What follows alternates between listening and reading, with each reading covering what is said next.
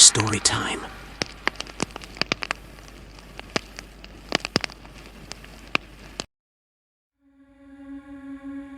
Hotel rooms are inherently scary places. Imagine how many people slept in bed before you. How many of them were sick? How many of them were losing their minds? How many of them would have thought to read a few final verses from the Bible placed in the bedside drawer before hanging themselves in the wardrobe next to the television? Hotel rooms are truly terrifying places. The most terrifying is room 207. In this room gather your ugliest fears that you have harbored, even about yourself since you were a child. In this room, the barrier between truth and illusion disappears, between legitimate fears and nightmares. In this room, the barrier between the past and the future disappears, and between yourself and others. Do not spy or peek through the keyhole. Just turn the door handle quietly and carefully, and enter room 207. This room has witnessed 1,000 stories and 1,000 lives, and I believe that everyone who passed through it left part of their psychological aura in this room. There is no doubt that the pillow carries the scent of more than one murderer, more than one eccentric woman, and more than one deranged, evil child. Who is the guest of room 207 today? Now stand with me at the counter. Open the notebook. Raise your eyes to the first guest who passes the hotel entrance. Now, do you see who it is? What's his story? What does that room hide for him? Let's see. This room is not good. Let me assure you of this, even though it is worthless. We have talked a lot about it previously, and we said that it definitely represents that crossing between our world and another world that has other standards. There was Mustafa, the elevator operator, who said that the room was haunted and that someone must have died a horrific death there at some point in time. I told him that this was impossible because I had been in the hotel since it was built. The first horrific unexplained incident occurred in that room in 1961, and it is truly sufficient to bring misfortune to 1,000 rooms. But what caused this incident? Something must have existed before it. Mina's uncle, the old accountant, believed that that room was one of the gates of hell, and that it was enough for someone to spend the night in it until it opened. That is the door that is opened through which horrors can enter. I thought the topic was related to jinn or devils. In any case, we did not achieve anything. All we could do was avoid that room as if it were truly the door to hell. There are a number of Quranic verses in the hall, and there is a picture of the Virgin and the cross in the adjacent hallway, as Mina's uncle hung them 30 years ago. On Friday, she burns incense in the hall. We do not recommend this room for guests. But the problem is that we talk too much, and Khawaja Michael, the director, summoned us to his office, and he was good at talking. Arabic like its people, as he learned. He directed at us a lot of blame and insults, indicating that he had studied Arabic in the neighborhoods of Bulak. He had a giant, flabby, fat face. It is so huge that you cannot comprehend it for the first time. What doubles the effect is that his body was small, so you felt like a severed head placed on the desk. The effect of this was not pleasant at all. He kept looking at us in silence, warning of woe. Then he said to us firmly, his blue eyes burning with anger, "This empty talk harms the reputation of the hotel. If I heard that one of you spoke or directed a hint to the guests, this would be his last time working here." And so we swallowed our tongues. We considered it a kind of oath that we had to keep. When the price for breaking your oath is being expelled, you are literally disowning him. Everything has changed since then. Many are gone.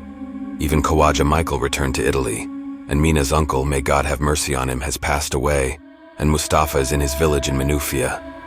Maybe he died. I don't know, so only I remained. Like a rock on which the sea waves crash, she remains no matter what happens. My name is Jamal Al-Sawaf. I crawl with suspicious insistence towards the 70, completely alone. I divorced my wife many years ago. Don't ask me why, I don't remember it anymore.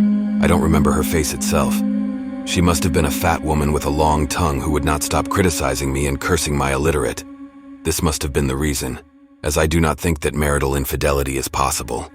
These are things you see in the cinema or read about on the accident page. I was able to maintain my health as much as possible, and perhaps this is one of the advantages of early divorce, as I do not suffer from high blood pressure or diabetes. Sorry, but as I kept my fingertips on my vital organs so that they would not get lost, I let go of my eyes and slid to the ground. This way I almost can't see anymore. If I had bent down to catch my eye, my liver or my heart would have collapsed, so I say, let things remain as they are then. An old man like any other old man. I still have the hair on my head, which has become completely white. I'm still skinny, not flabby. A wrinkled face on which every day and every worry has a mark drawn on it.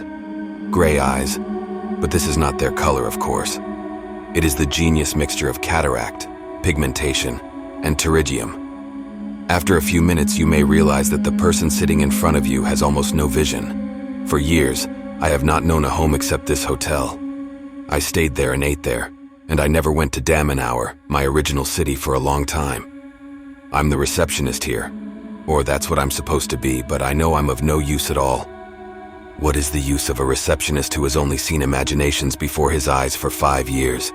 Every new owner of the hotel does not dare to get rid of me. They keep me as a matter of blessing, and because my salary does not cost them anything. It's just my food. Thus, the manager leaves me as I am and prefers to leave the task of getting rid of me to death or to the next manager. The real work is done by an active, enthusiastic young man. They come and go. Currently, he is a young man from Alexandria named Rami, as I remember. He is the one who meets the guests, takes the keys, returns them to them, and writes down the names in the notebook, while I was content to sit in the corner with the wool cap on my head and talk about the cold days this hotel was a shrine for the elite. I look at the inmates with eyes that do not see, and I add new stories to my memory. But despite all this, you have to believe me. I haven't said a word about room 207. I still have my promise to Khawaja Michael. In any case, no one cares about these stories. The movement is very fast. Soon this young receptionist appears. Then this beautiful hostess with the dancing walk and the tight skirt appears, and I know what will happen. I've seen him 1,000 times before. He will pursue her and woo her while she refrains. After a while, she allows him to hold her hand, then a tour on the beach, then the engagement, then the wedding. Then he asked her not to work in the hotel. Then he left him to work and kissed me on the cheek, or, if he is emotional, on my hand, and pray for us, Uncle Jamal. Here their news fades away, only for a new young receptionist to appear and a beautiful new hostess wearing a tight skirt. Sammy and Maha, Ahmed and Afaf, Mahmoud and Gada, Rami and May, Ramsey and Marianne, Abdullah and Awatif. All faces change. Elevator operator, the cleaner, security man. Were it not for the exaggeration, I would have said that they appear and disappear faster than the inmates themselves. But I remain as I am. Uncle Jamal is a blessed old man whom no one knows exactly what he is doing, but everyone feels imbalanced if they do not find him. And what? I will not tell you the details, but the hotel I work in is in Marsa Matruh. You can see the sea from his balcony and you can see the main street. I did not reveal any secrets or give important details because there are several hotels that fit these descriptions. Room 207 does not mean that there were 206 rooms before it, but it is a kind of hotel monument. You can only conclude that the room is on the 2nd floor. Any room whose number begins with 200 is located on the 2nd floor. There's a long corridor and some paintings on the walls, then room 207, which looks very innocent. If there is one note that one should know about these devilish rooms, it is that they look like any other room.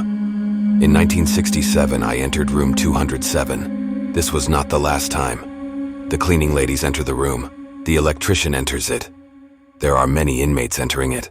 Sometimes it is the only room empty, or the guest is one of those who are optimistic about the number 207 for a reason that only God knows. It overlooks the sea and the view from there is majestic. You shouldn't find something scary or strange every time, but I entered that room under certain circumstances and what I saw was strange. That's why I'm telling you a story. Just come a little closer so that I don't raise my voice. In 1967, my name was not Jamal's uncle. I was Jamal Al-Sawaf, a young man, tall, dark-skinned, handsome, and read a lot.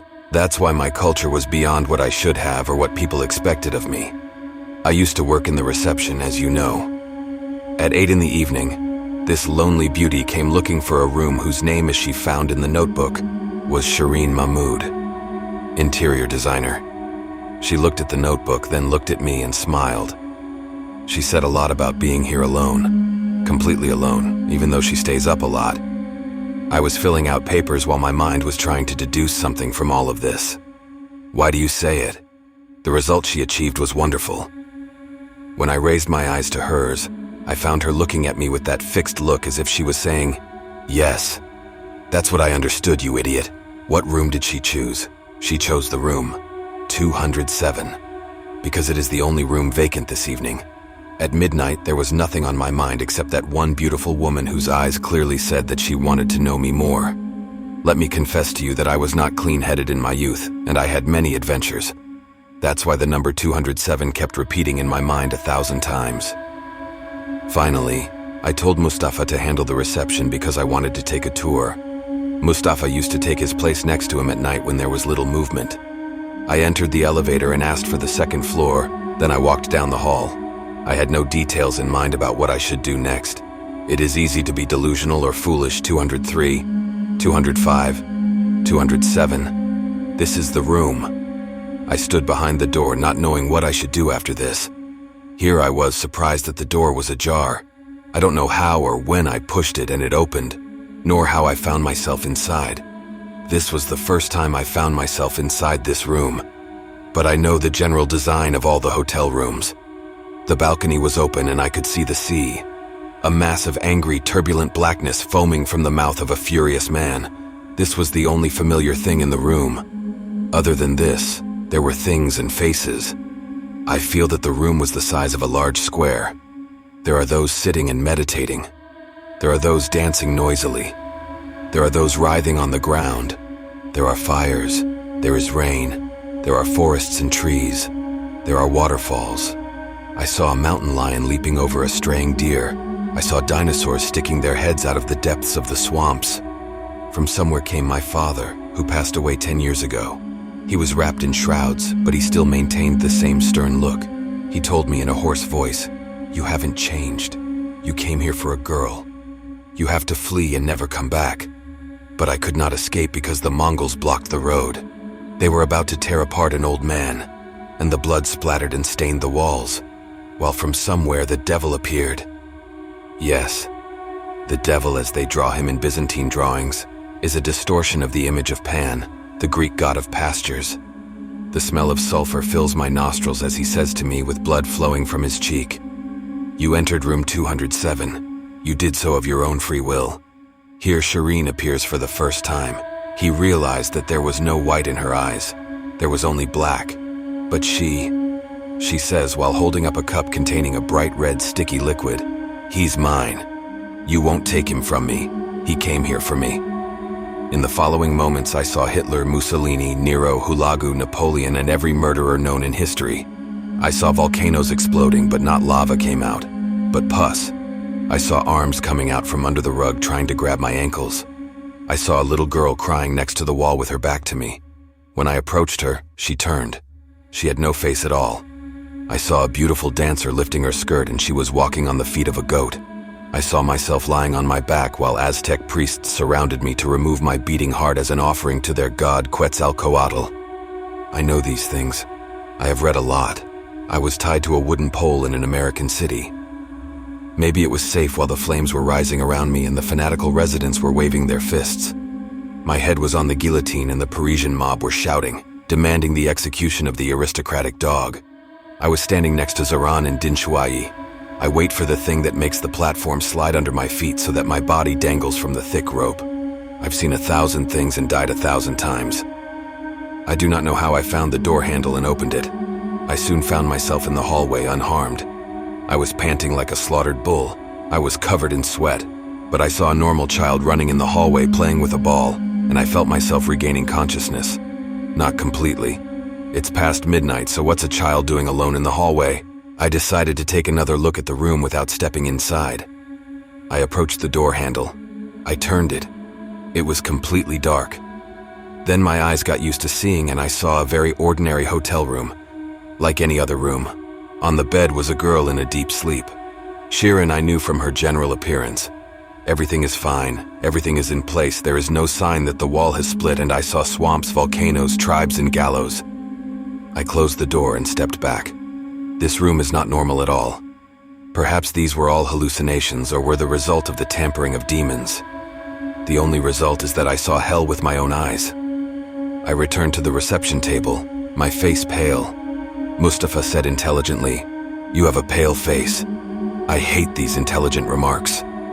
I was trying to steady my feet on the slippery ground of reality. trying to know who I was and what I saw on this black night. This was when Shireen returned from abroad, exhausted, carrying a full bag. She came back. Of course, she did not go out, but she did come back. What is normal and traditional about all of this that you mentioned? She asked me for the key. It is hanging there under number 207. No problem there. Then she asked Mustafa to operate the elevator for her. She looked at Mustafa and then said, "Sorry, the bag is heavy, and I'm alone here and no one is helping me." I looked at Mustafa with a meaningful look, a look I know because I've seen it before. A very malicious reason made me not intervene or warn him. I wanted him to see with his own eyes what I saw and tell it to me without prejudice. Thus his eyes sparkled and he got up to take the bag from her, and soon he had opened the elevator that he had disabled. He quickly turned on the lights and invited her in. Before the door closed, I caught a mysterious smile directed at me. Then the door closed and the elevator rose. I sat for half an hour trying to gather my nerves. I poured myself a lot of coffee, lit a roll of tobacco, and sat looking at the television screen placed in the hall with eyes that could not see. Mustafa was late for a full half hour until I started thinking seriously about going up to the room or asking someone to help me. In the end, I left the table as it was and entered the elevator heading to the second floor. Where is this room, none 207? It is still where it is. I found Mustafa sitting on the floor next to the door of the room with his face covered with his eyes, closer to a child whose mother left him near the school door. And she didn't come back. He was shaking and crying. His voice is very high. It would only be a few minutes until everyone left their rooms, so I knelt down next to him and began to calm him down. He had completely lost control of his muscles, and I realized that he had lost control of his urinary system as well. Among his expressions and groans, he said, "Nothing happened. I swear to God, nothing happened," I told him, calming him down. "What didn't happen?" He replied, "How do I know? I told you it didn't happen." The girl invited him to the room. She asked him to wait until she entered the bathroom. He stood in the middle of the room, convincing himself that he was more clever than he thought. He had her captivated in minutes. The girl was late for too long. In fact, she was late for nearly half an hour. So he gathered his courage and knocked on the bathroom door several times. There was no response. He extended his hand and opened the door. In the dim light, he realized that she was standing in front of the mirror with her back to him. He only had enough time to call her once, "Miss." Then she turned to him. And at 9 in the morning, Shireen Mahmood came to our hotel asking for a room. She came from outside carrying a heavy bag. This was not strange. It had become her habit to come without going, entering without leaving. I exchanged looks with Mustafa. It seemed to me that he was about to scream and run away, but he controlled himself. I said to the girl patiently, mustering all my nerves, "Of course you are an interior designer and you feel lonely." She laughed a malicious laugh but said coldly, "This is none of your business." I opened the notebook in search of her name, but I did not find it. There is no vacant room except room none 207. But we know what is in this room. Mustafa clearly saw what was in it. He was about to suffer a nervous shock.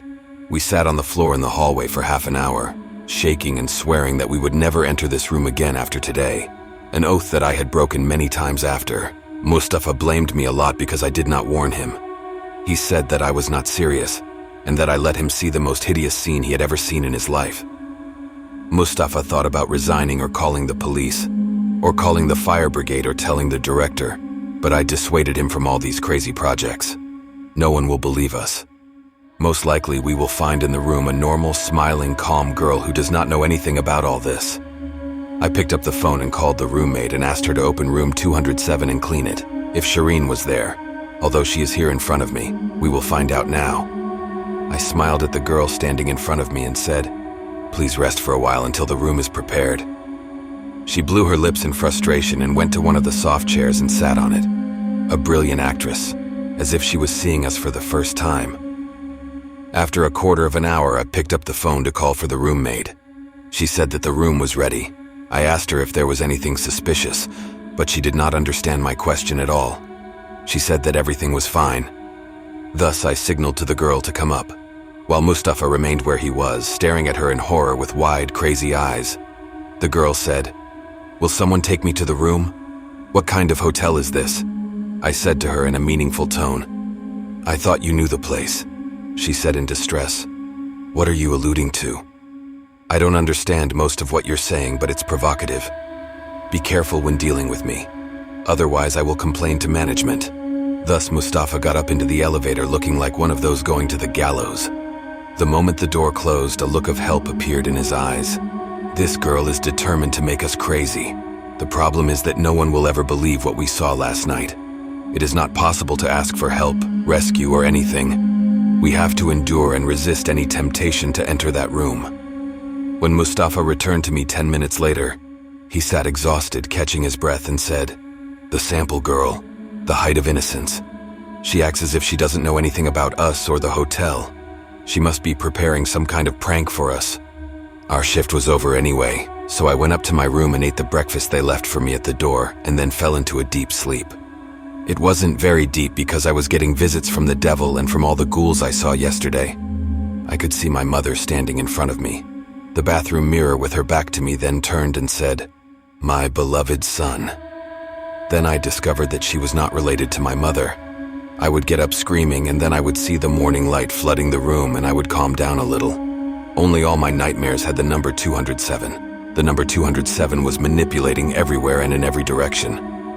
At that time, I did not have any apprehension towards the room. I was afraid of the girl like death, but I believed that the room was innocent. I was gathering Mustafa's words about what he saw when he saw the girl in front of the mirror. This was not a human face. Her hair was twisted like electrical wires. Her eyes were not in their sockets, and there were sparks coming out of them. Her skin was the color of charcoal. It was the ugliest thing I had seen in my life. This seemed to me a sick, naive fantasy, but I could not ridicule it. I was in the room and saw strange things as well. Mustafa said after he finished his story, "The girl is a fairy, that's for sure. In my village, they say similar things. All the fairies try to tempt young men like me, young men who are like roses. If the young man submits to them, it will be his end." My opinion was not that he was a young man like a rose, first of all. Then, most of these stories are written by mothers, aunts, and aunts, and they are psychologically appropriate for them. When a beautiful girl appears, she kidnaps the young man of the house so that he becomes the plaything at her fingertips. This girl, for mothers, aunts, and aunts, cannot help but she could be an ogre or a fairy. Ask Aya about her opinion of her daughter-in-law, and she will confirm that she is closer to the devils. He is a man of the tribe, and she must protect him from being kidnapped by a female from another tribe. Until the evening, no strange things happened. Shireen returned from a tour on the beach and was very cold with us. She took the key with a hard, stone-like face, then asked us about the bathroom plug that did not work. "Can you send someone to fix it?" Mustafa said without taking his eyes off the table. Yes. And you will be in the bathroom in front of the mirror, of course." She looked at him and her face constricted in disgust. Then she looked at me and said, "What mirror and what bathroom? You are both crazy people saying things that I do not understand a word of." Then she said firmly, "If the maintenance technician or electrician does not come to fix this defect tonight, I will complain to management." Then I left. I exchanged glances with Mustafa. This is tonight's story. We will send Al-Shabrawi, the hotel electrician, to her room, and he will return, pale-faced, and tell us another terrifying story. However, after 2 hours, I was afraid that this crazy woman would cause us more problems, so of course I called the technician and asked him to bring an assistant with him. The important thing is that he is not alone. This girl is quite crazy. There is no need for me to tell you what happened after that. How the electrician called me in a panic. How I ran to the second floor. How we entered the bathroom to find the girl on the wet floor. She was wearing a robe, and it seemed that she had taken a bath and then decided to dry her hair with a blow dryer. How? She installed the plug incorrectly in a damaged plug. How did she receive an electric shock on her bare feet on wet tiles? How did she fall to the ground, and how did her face appear? This was not a human face. Her hair was twisted like electrical wires. Her eyes were not in their sockets, and there were sparks coming out of them. Her skin was the color of charcoal. It was the ugliest thing I had ever seen in my life. This explains the sparks. And the face that Mustafa sees now is the same face he saw yesterday. When the policeman left and the noise calmed down, I sat with Mustafa at the reception. Our usual place. We discussed what happened. Room 207 did not hide its secrets. It told us exactly what would happen at midnight tomorrow.